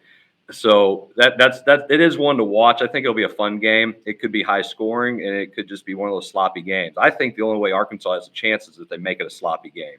They have to control the ball. Tennessee has proven this year that if you let them have the ball, it's going to be up and down the field, boom, boom, boom, boom. They get it behind that freshman quarterback that I can't ever say his name correctly. I said it a couple weeks ago, and I tried even before we came on here. So but hey, you're going to have a hard time saying it. He might be in the running for the Heisman still. And our last game is obviously our Mizzou game. They're playing Texas A&M on the road. This is a big game. It's probably the biggest game in the SEC so far. Mizzou is coming off of a very close and shouldn't have been. I told you guys don't take the points on the Mizzou-Vandy game, and I was 100% right. But that game against Vanderbilt was very tough for them. It shouldn't have been. And right now, A&M's favored by 2.5. I mean, it's going to be a tough game for the Tigers. Hopefully, the bye week help them figure out what to do with the ball, like get it to Burden 100 times in the game if they have to. Don't go Mike Martz with Marshall Faulk 14 times in the Super Bowl and let Tom Brady win kind of thing. Like, get him the ball. Cook has to have a great game for the Tigers for them to have a chance to win this game. He has to start playing better. He has not played better. He's not played great all year. And a lot of people think that he needs to play much, much better. Marcel Reed has not turned the ball over through the air for A&M. They're playing surprisingly well, and they're sitting at 25th in the country. So this is the best ranked game that there is. And their only loss this year is to Notre Dame, Notre Dame. We know that they're kind of up and down, especially after that loss to Northern Illinois. But this is a team that is very dangerous for the Tigers. You're playing against the 12th man, and it's going to be one of those things that if they don't show up to play, they're going to get beat. So, again, that's our picks for the week. I am picking Mizzou to win because I just picked Mizzou to win. I believe in them, but at the same time, it's going to be tough. I mean, I think it'll be another close game, and I think if they do win, the defense is going to carry them, or Cook decides to start actually playing like he should. So this has been our SEC segment for Game Day. I appreciate you guys tuning in, and I'm Chris Miller from the Coach's Box Call It Like We See It podcast.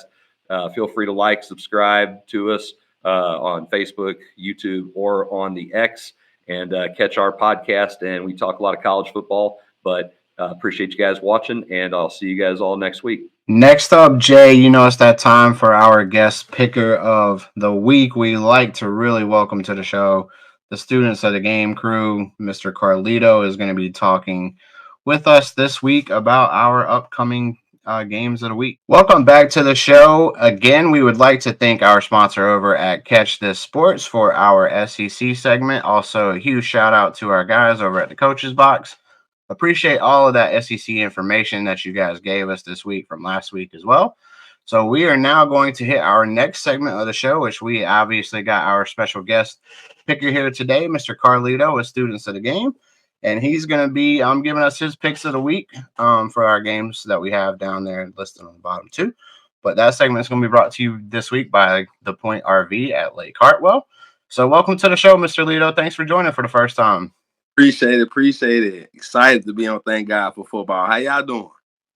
We're good, man. It's Friday, so we are definitely thanking God for football today. So it's one of those days. And Carlito, let us know where they can catch you every Monday night. On Student of the Game every Monday night on 102.3. You can catch us on all platforms: Apple Music, Spotify, iHeartRadio, any of the platforms that you like to listen to us from 7 to 8 on Mondays. Check us out. Also, check them out there on their social media platforms as well. You got your tags there as well, so that's good. We appreciate you bringing your knowledge and insight to this awesome show that we got going on. So appreciate you joining us this week. We're going to hit up the ACC first. We're going to talk about Syracuse and UNLV. Surprisingly, UNLV is still humming even after they lost their quarterback. So we'll let you talk about that one, Lito, and give your thoughts on that one. Who you got for that one? Well, I'm taking UNLV in that game. I got kind of a little insight info on UNLV over the summer with working with Coach Glove. His son plays for UNLV, and he told me they was going to have a real good team. He told me the vibes were good out there, and it's showing. Yeah, they're really good. That's good. That's good stuff that you're able to talk to him about that too. So he's going to take UNLV. Jay, who are you taking this week? You got the ACC or you got the Running Rebs? Well, I'm not a big fan of Syracuse right now. They are a team that seems to be not knowing which way they want to go. Their offense is just not clicking the way it should. Their defense is just giving up way too much. Give me UNLV in this game. I'm going to follow suit with the other two. I'm definitely taking UNLV. I think they're definitely in a good spot. Offensively, they seem to have a lot of good chemistry. So Syracuse is just an enigma right now. They started out the season really, really good. And now they've had a couple rough patches here. But, I'm taking the team that's hot. So give me them this week. And then next up, we're going to do the service academies. We got Navy and Air Force, So who do you guys got for that one? I'm gonna let you do that one first again, Lito. I'm definitely going Air Force all the way. Being an Air Force vet, definitely can't go away from them. No arms high right now, but gotta go with the blue, man. Go Air Force. All right, Jay, who you got this week? I hate to go against Lito in this game, but you know what? I think the midshipmen are going to have a great running game, and they're doing very well on defense. Give me Navy in this game, but it's going to be close. I am following Lito's suit too. Give me Air Force. I'm gonna take them this week. So I hope that kind of contrasting styles a little bit. But I think they get the job done this week. So give me them. Let's go. And then we're gonna hit up Jay's neck of the woods next week. Or for now, we're gonna do Furman and Citadel next. So Jay, I'm gonna let you kick this one off. Who do you think's gonna take this one down? Well, I'm heading to Charleston to see this game. It's going to be played tomorrow. Looking forward to getting down there and checking out Citadel. They were one of the only teams that is above 500 in Southern Conference. Everybody seems to be getting beat up by the Power 5 teams. So give me Furman in this game. I think this is where we get to 500. We should have been there last week, but the game was canceled due to the weather. We want to also give our heartfelt love and prayers out to everybody that's been affected by this hurricane. And we won't get into the politics of it, but all I want to say is we're there for you. We're praying for you. I know we've been, my church just gave a whole bunch of food to the food banks that are going out and giving these people some food. So make sure we do that. And I just wanted to give that plug in for that because it's definitely something that's more than football. And we're definitely there for TGFF. Our prayers are with you, each and every one of you. Give me Furman in this game. Awesome. Who you got for this one, Lito? And then thanks again, Jay, for that too. We're gonna put the link in the description as well for you guys. If you do want to donate or feel free to donate, we'll link that in the description this week as well. So Lito, who are you taking in this one though? And I'm definitely taking Furman. I seen Furman last year up close, thanks to Jay. And I also be watching Jay's coverage of Furman. You know what I'm saying? I like the team they have. They're a strong team. Just because they take a couple losses, you know what I'm saying? People don't understand how tough the SoCon is. The SoCon. So I'm definitely liking Furman in this one. Citadel's never been known to be a powerhouse, so it's kind of different that they're above 500. But I'm taking Furman in this one. Yeah, I'm gonna make this one pretty short and sweet. F you all the way. So give me the Furman Paladins this week. I think they're starting to hit their stride a little bit. They're starting to look better offensively. So give me them this week as well. And then the surprise team for me that was last week, I picked against them last week. Maybe I shouldn't pick against them, but we're gonna head back to the ACC and do Miami and Cal this week. So the Hurricanes got it done against the Hokies last week, but do they get it done in Cal this time with the time zone change and everything? So, Lito, give us your thoughts on that one. Well, on Twitter, they call me Tenor Cane, Volcano. I got all kind of nicknames. So, it's going to be to you all the way. I'm definitely taking it. Jay, you going to take the Bears or you taking the Canes this week? I'm telling you right now, Bearology, give me Cal in an upset over Miami. Miami always finds a way to ruin a game. Cristobal is known for it. So I'm telling you, this is the game. They got lucky at Virginia Tech. Virginia Tech came to them, and they got very lucky that they got out of that game that last play. I don't even want to get into that. But anyway, give me Cal over Miami to end this 15-0 streak that all I hear about. Give me Cal in this game. Weirdest thing I saw this week was a billboard on Interstate 40 as I was heading down to Winston-Salem that literally had the Cal Bear Calgorithm advertisement on the billboard. So I took that as a sign that, it was going to be a Bear type of week this week. So give me the Bears as well. This one's going to be a 4:30 local time game for them, 7:30 here. So I think, like Jay said, they're always one or two games that they end up tripping over themselves. So I'm going to say this is going to be the one. So give me them. Next up, we're going to be doing Nichols versus Southern. Jay, this was a game that you wanted to pick as well. We want to start giving some love out to all of our conferences as well. So I'm going to let you start with this one. Who you got in this one? Well, like you said, a lot of these teams and a lot of these conferences don't get the love they deserve. They play football just as hard as anybody else. And on TGFF, we want to give love to some of these conferences. So that's why this week we're going out of the box. Give me Southern in this game over Nichols by a touchdown. All right, Lito, who you taking in this one? I took Southern as well, Jay. I took Southern as well. I got them over Nickel State. I am going the opposite. I am going give me Nichols. I gotta have some way to make up some picks from the bad picks that we've had over the week. So I gotta make up some ground. So give me them this week. We'll see if they can get that job done as well. But then we're gonna talk about next up again another service academy, Army versus Tulsa again this week. So we'll let Mr. Lito start out with this one.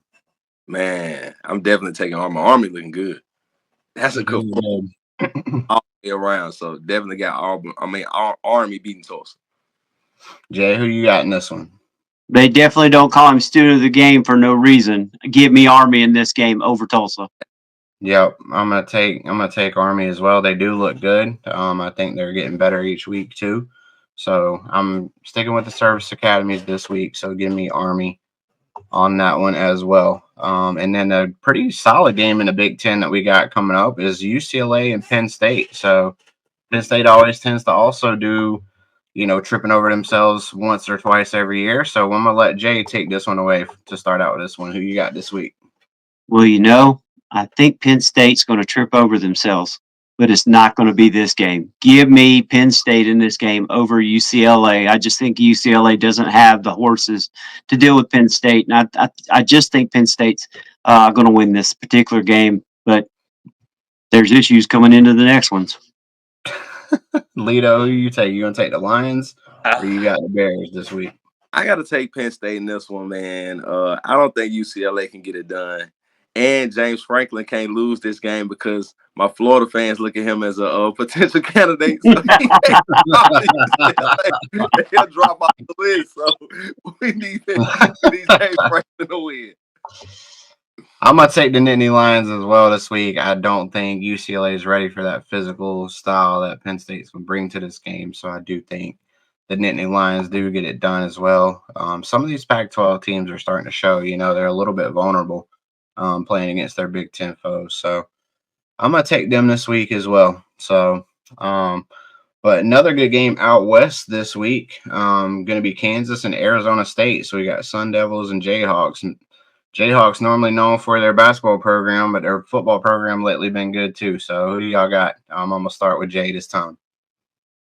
Well, unfortunately, they don't have all the hype that they had when their quarterback was supposed to get them through the season, and now he's gone. I'm telling you right now, I think both these teams have some different issues, but give me Arizona State over Kansas in this game. All right, Lito, who you going to do with this week for them? In my mind, man, I was going Arizona State. Arizona State. I got Sun Devils. Give me Sun Devils as well. Pitchfork's up this week, so I'm going to take them as well. I think Kansas does have a lot of issues that they just won't be able to overcome this week, so give me them this week. Heading back to the Big Ten, it's another Big Ten showdown with Michigan and Washington, another former Pac-12 taking on current Big Ten. So who do you guys got? I'm going to let Lito take this one. I'm definitely going to go Michigan. I think the Wolverines make it happen. I think just their style of football is going to lean on them, and they'll get another close win. Jay, who you got? Give me Michigan too. I was looking at Washington. They've been playing a little bit better with everything, all the changes that happened this year. But I just think Michigan's going to be a little bit too much for them in this game.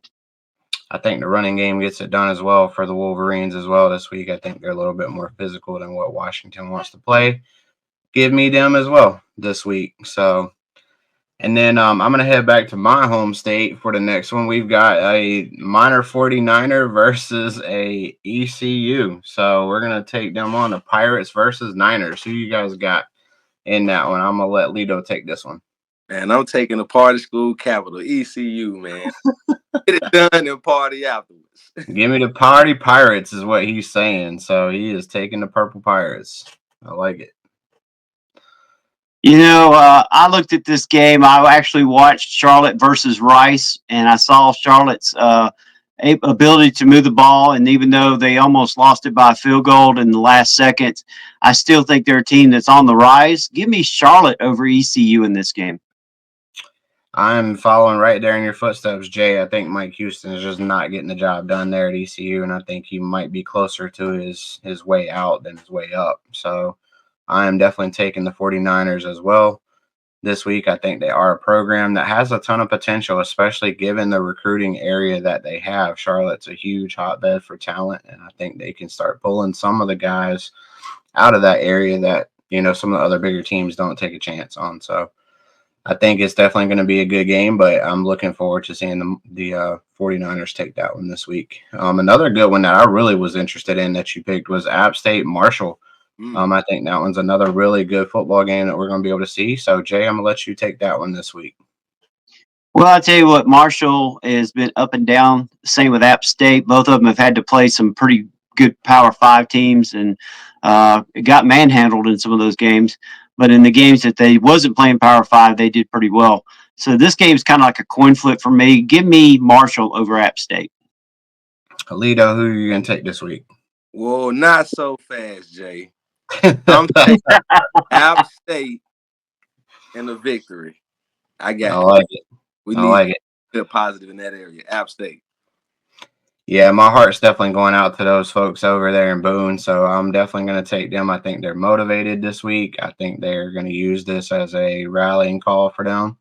So give me the App State Mountaineers this week. So, shout out to those people out in Western North Carolina this week. This was another kind of interesting one Jay picked out from the Ivy, the Penn versus Dartmouth. So I'm going to let Jay, the smart one, take care of this one since it's an Ivy League game on this one. That doesn't mean I'm the smart one. But anyway, this is a intriguing game. Both teams are kind of like in that middle range. I think when it all comes right down to it, Dartmouth's defense is going to be better than Penn's, and give me Dartmouth in this game. Awesome. Lito, who you taking in this? The battle of the Ivy League powerhouses. Jay thought he was slick. He got students of the game on here, so he got some Ivy League teams on here. So wrong he can get me. But I'm like you, Jay. I'm taking Dartmouth in this one. I'm definitely following with you guys as well. When he sent me the list, I was like, I'm not really sure much about these two teams, but doing a little bit more into Dartmouth gives me, I guess, the thoughts to give them the win this week. So. And then last but not least, we're going to do our game of the week is Missouri and Texas A&M down in the Southeastern Conference. So I'm going to let Lito take this one since he's over there as well. So start that one off for us. Who you got in that one? Man, so a lot of people ain't going to believe it. I'm picking the upset in Texas A&M. I like what Mike Elko is doing with that team. He has them playing hard. Defense is good. I got Texas A&M in the upset and showing the world that Drinkwitz is a fraud. That's just my opinion. All right. Jay, who are you taking down in this one? Well, I looked at this game and I'm like, man, who could – I think Missouri's just going to be a little too tough for them. Give me Missouri in this game, and they pull it out over Texas A&M and Texas, and that's who I'm picking this week. Give me Missouri. I'm taking the Fighting Drinkwitz as well. I got to go with the guy that has literally made us the best offense at NC State for the last 3 years, I believe. But yeah, I've always liked Eli. He's always been a really good offensive mind. So give me the Tigers as well this week. I think they get it done offensively. So, but we appreciate you as always, Lito, joining on. That's all we got for our guest picker. Thank you so much for joining the show again. Like to thank Point RV out at Lake Hartwell again for sponsoring this segment. But once again, make sure to check us out. Again, next week we'll revisit what we did this week. So again, thank you so much, Lito, for joining the show. We appreciate it. And thank you, Jay and Justin. And thank God for football. Absolutely. Welcome back, everybody. And we just want to say thank you to Carlito, students of the game. Listen to him every Monday night on the radio station. He'll tell you a little bit more about that. But students of the game, Carlito, I need to know a little bit more about Tennessee. Give us some information about the Tennessee Volunteers, a team that is a top 4 team now, and they have got nothing but just good things going on. But they got some tough games coming up. Tell us a little bit about it. So Tennessee is actually a really good football team, and a lot of people thought it was going to start offensively. It's really starting defensively. We have a very strong defense led by the defensive coordinator, Tim Banks.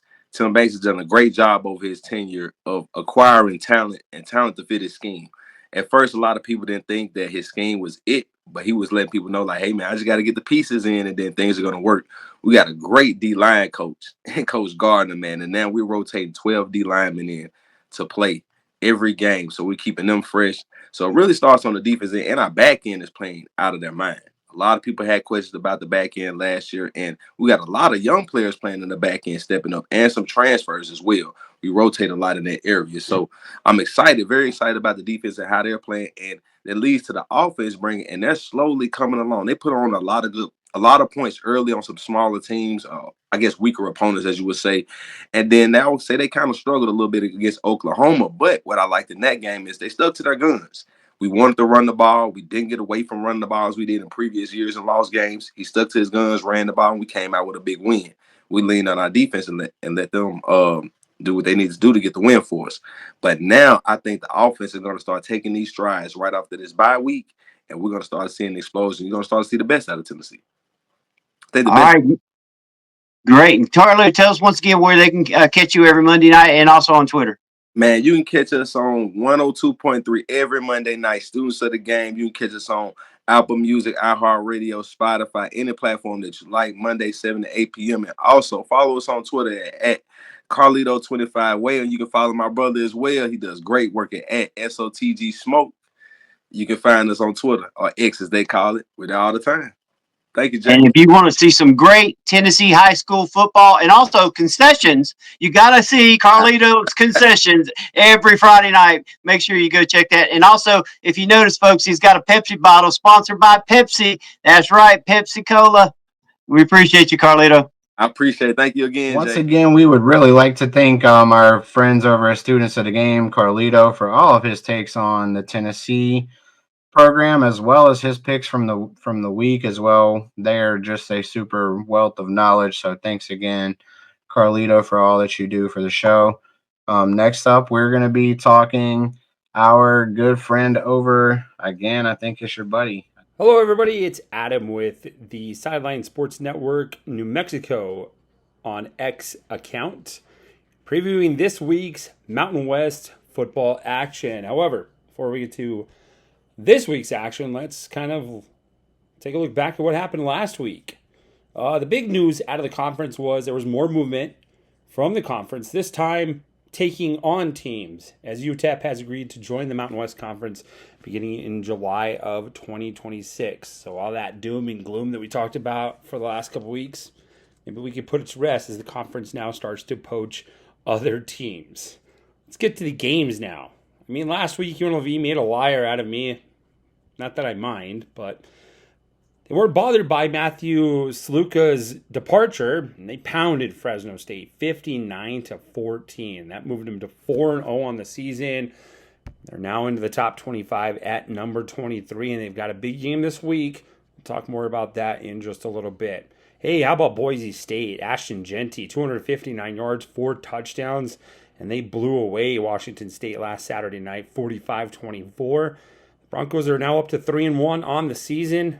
They're up to 21st in the AP poll. They've also got a huge in-conference game this weekend against Utah State. We'll talk about that as well in a little bit. Hey, my New Mexico Lobos finally got off the schneid with their first win of the season. Nequari Rogers ran for 122 yards and 2 scores as the Lobos beat New Mexico State last week 50-40 in the Rio Grande rivalry. This is our state. It's the first win of the Bronco Mendenhall era. That was big. Elsewhere, Wyoming topped Air Force to get to 1-0 in conference. That was a 31-19 win for the Wyoming Cowboys. San Diego State went down in a last-minute field goal to Central Michigan as they lost 22-21 on the road. The Aztecs are now 1-3 on the season. All right, that was last week. Let's focus on this week. Our first big game of the week is San Jose State taking on Nevada. That game is at 4:30 Pacific time, 7:30 Eastern time on Saturday night. That game will be broadcasted on True TV.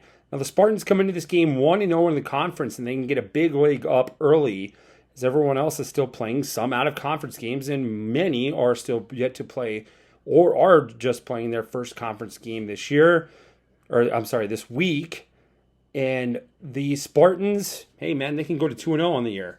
They love to throw the football. They're averaging 328 yards a game with starter Emmett Brown. That's the one thing Nevada's defense, however, does shut down. They've been allowing just 224 yards passing a game and just 185 yards a game these last two. However, I like the Spartans in this one. Nevada did allow 308 yards passing in week 0 against SMU. Spartans' passing attack is along the lines of SMU. I like the Spartans in this one. Nevada will keep it close. San Jose State, I like them winning 31-24. Up next, Hawaii. They leave the island. They go to take on San Diego State Saturday night. That game is at 8 p.m. Eastern Time, 5 p.m. Pacific. It'll be on CBS Sports Network. This is the conference opener for both teams. The Aztecs, as we talked earlier, lost to Central Michigan 22-21. They're on a 3-game losing streak. Their defense has struggled. They're allowing 381 yards per game, but they've allowed just 22 points a game. Hawaii's first trip outside of the islands, that was horrible. 31-13 loss at Sam Houston State a couple weeks ago. It's going to be tough to tell how this goes with San Diego State struggling. Hawaii not really very good on the road. Expect this one to be really, really close, kind of medium scoring for a Mountain West game. I like the Rainbow Warriors to eke this one out, 27-24. Hey, let's talk about Boise State. They will play host to Utah State. It's a game that's not expected to be close. This game is at 7 p.m. Eastern Time, 5 p.m. Mountain on Saturday night. It'll be on Fox Sports 2. The Utags are 1-3, and they struggle. They've played 2 road games this year. They've given up 215 yards rushing both of those road games this year. That's Ashton Genty's bread and butter. I mean, he's licking his chops to get a hold of this Utags defense. I like Boise State big in this one, 48-14. I expect Genty to go off. Expect him to have over another 200 yards in this one alone. Yep, elsewhere, we talked about UNLV. They have a huge game Friday night against Syracuse. That game is on FS1. That'll be at 9 p.m. Eastern Time, 7 p.m. Mountain Time. Colorado State will visit Oregon State at 4:30 Mountain Time, 6:30 Eastern Time.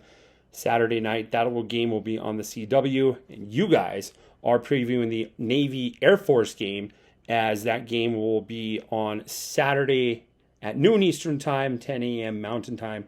That one's on CBS.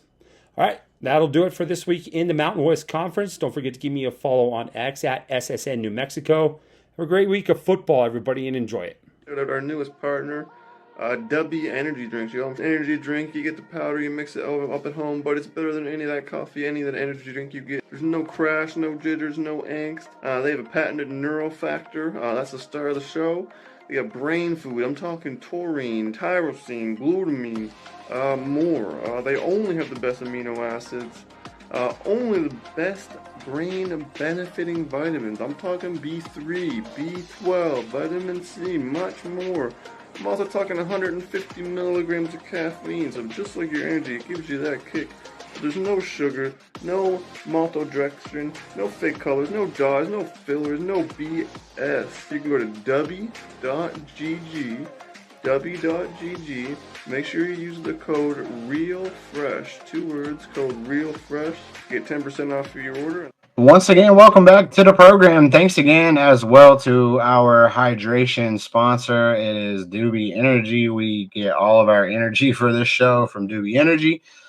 But Jay, is again, we kind of always finish this show, but man, I think your buddy's somewhere out in the streets somewhere. He's doing something again. He's crazy as always, but we're going to take his picks again this week. He might even be at some local restaurant. I don't even know, but I'm going to let him kind of, do his thing as always. I think he's always finding some way to make some random picks, but we look forward to that again this week. Hello everybody, it's Uncle Bobby, and this week's game of the week is going to be Clemson versus Florida State. DJ is took off. He ain't even going to play in this game. So what does that mean? It means we're going to have a bigger game than what I thought. Clemson's going to beat this week, and you know where I'm at, Clemson Wine Bar. Wee! Ain't nothing better than an adult beverage here at Clemson Wine Bar. Come by and see these ladies and they'll take care of you. Give me Clemson by 30. Woo! Uncle Bobby. Hello, everybody. It's your old pal, Uncle Bobby. And I'm telling you, I'm running for president. You heard me last week. I'm running for president. And who's going to be my VP? Angie Richards here at Arden's Burger and Grill, because she's got the best food you ever put in your mouth. I'll get every vote from every American citizen there is if they taste her wings. You heard me. Angie Richards is my new VP. Uncle Bobby gonna win that race. I tell you what, Justin, we should have known he was at Clemson Wine Bar. I think he lives there. You know, I think the waitresses there are too cute, and he just liked going out there and hanging out. But he picked against the game of the week that we had of Missouri, Texas A&M. He went to Clemson FSU. We ought to have known that was coming. Yeah, of course you did. I think Bobby needs, they got those mobile shower trailers now that they're rolling out in North Carolina. I think Bobby might need to take a step into one because he might be staying in the dumpsters behind Clemson Wine Bar. That might really be where he's at. But yeah, we really appreciate it. Him, as always, joining the show. I know he's taking the Tigers this week. I know you're going to take the Tigers as well. I took the Tigers earlier as well, so it should be across the board again. But should be another fun week, Jay. Another great day of college football again tonight and tomorrow. So hopefully you guys will tune in as well for our show as well. We will be putting this out tomorrow morning. So make sure you catch up early. Get out and get your shows on for tomorrow. But Jay, that's all we got for this week, and we'll let you guys enjoy the weekend and have fun. Yeah. And I just want to thank all of our sponsors, of course. We want to thank TrueVictory.com. We want to thank SeekJesus.com. We want to thank Pepsi Cola. We want to thank Upstate Physical Therapy. We want to thank Vero Fencing. There's so many sponsors that are there for us. TGFF Game Day is growing. GreenvilleSportsMedia.com. Make sure you come to us, not just on Saturdays to catch this show, but every day of the week. A lot of great information on there. A lot of great writers. We got NC State, Clemson, Wake Forest, Atlanta Braves, the Falcons, you name it, we got it. Go to GreenvilleSportsMedia.com. Also, FurmanJoust.com for your Furman. WholePackOfWolves.com for your NC State. We also have DefenGirls.com. We got so much going on with GreenvilleSportsMedia.com. Make sure you plug in, check also DefenBoys.com for our podcasting guys. And we appreciate each and every one of you, even Uncle Bobby. I don't know what else to say. He buys his sponsorship time, so we have to give it to him. How he gets money, I don't know. But I think he is disabled. But anyway, I just want to thank Justin, my co-host. He's the man. Appreciate you each and every week. Absolutely. Thanks, Jay. We always appreciate all of our sponsors that are helping us out, helping us grow. Again, we look forward to another great week of football, and obviously we're going to be back at it again next week, Jay, to go talk about the games that were happening this week and the ones that are going to be coming up. So you guys have a great Saturday, fun-filled Saturday of football. We look forward to talking to you guys again. Enjoy the show and have a great day. TGFF, back up for football, game day. TGFF, back up for football, game day. TGFF, back up for football, game day. TGFF, back up for football, game day. You have tuned in to another episode of Thank God for Football, brought to you by the Fanboys, powered by Greenville Sports Media.